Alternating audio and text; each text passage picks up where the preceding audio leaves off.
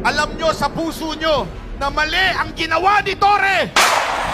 Alam ninyo na abusado na ang gobyernong ito.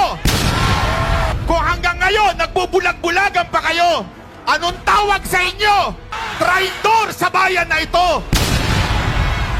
Tandaan nyo mga kababayan, mga pulis, kayo ang kakausapin ko ngayon.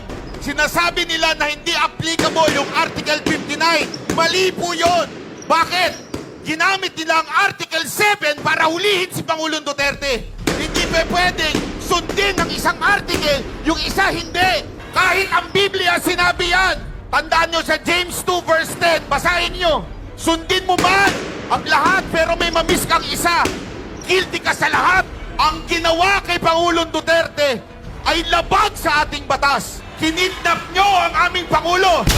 Susubukan ko lang to the international media. This is not about Duterte and Marcos. This is not about America, US, Japan. No! This is about humanity. They kidnap our president.